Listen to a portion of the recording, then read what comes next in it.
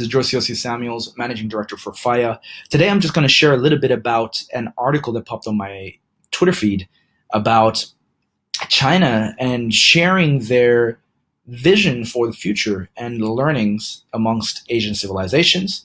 And as you can see here, there's a quote: exchanges and mutual learning among Asian civilization and the community with a shared future. So the Chinese president is looking to open up a little bit more. Now, we know a little bit about China from the outside, and there's definitely always an agenda with every leader. But it's quite interesting if you look at sort of his past remarks starting from 2014. It looks like they're wanting to be perceived as opening up. To build a community of common destiny, we need to ensure inclusiveness and mutual learning among civilizations.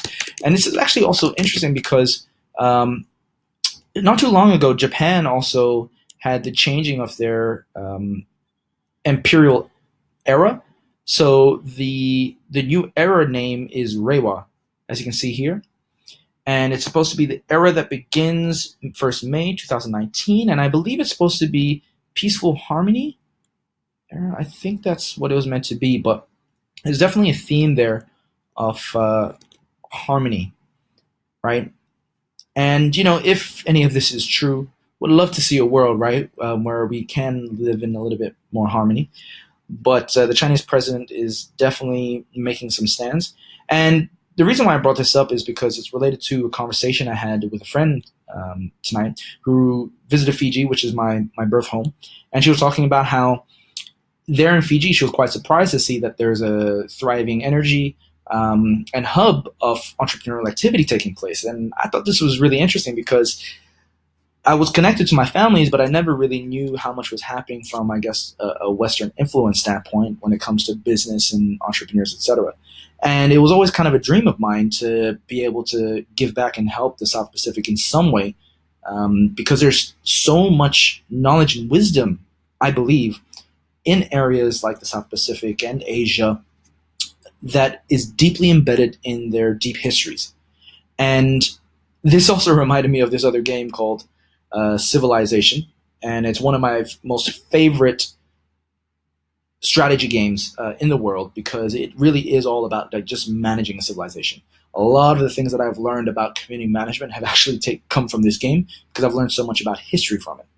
And in the game, there are actually 4 types of victories. And the reason I'm bringing this up is because you can actually relate it to how sort of China is approaching things or has approached.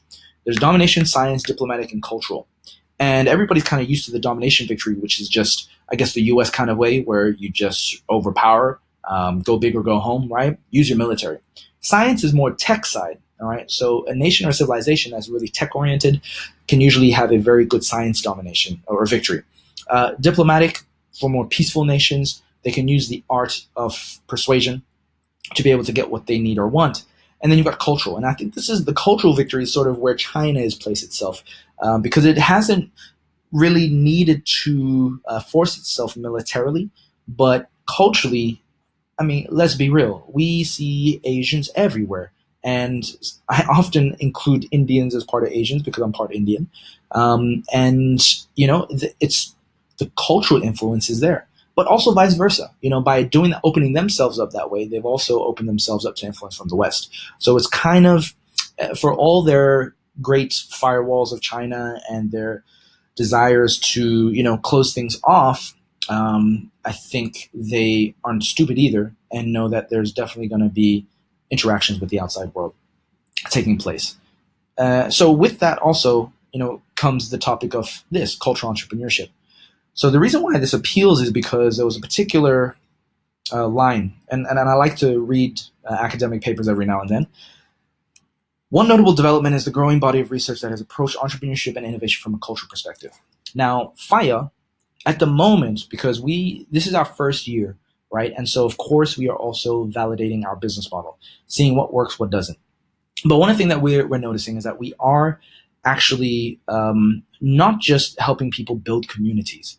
We're actually providing business intelligence because the team itself actually has skills in different sectors, industries, and disciplines, but through a community lens. And when it comes to community, you cannot avoid the culture aspect. All right. So you can see here, approach entrepreneurship and innovation from a cultural perspective. How could startups, entrepreneurship, innovation be approached in an Asia Pacific way?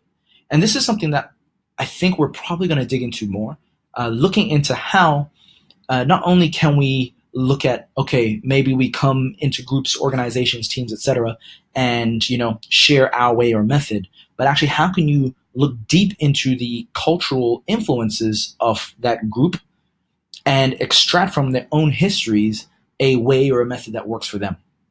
And I think this might appeal more when it comes to Asia Pacific countries, because if you look at China, right, they've been able to get to where they are doing things their way. They didn't need to adopt the democratic Western style of governance. And if anything, we can see how even democracy as a system also has its flaws, right? So I think it's very important to respect the different ways at which people do things. It's good to have standardizations, don't get me wrong, but I think what we're going to start to see is an extraction of a lot of deep wisdom from the Asia Pacific area out into Western thought. And when I say Western, it's really interesting because the more you dig into sort of what we now consider Western ways of doing things, the West actually owes a lot of its ways to the East. And I just foresee a future where you're going to have a little bit more harmonization of the West and East, which, in my opinion, is a good thing. So with that, you'll also start to see a lot of economic flow come back to Asia. The West, when we're talking about the West, we're talking about United States, Europe, has had a lot of economic power for a while. But now I think Asia Pacific areas are starting to catch up, thanks to the internet, thanks to more open markets, trade, connectivity, etc. This is allowing for more of that to take place.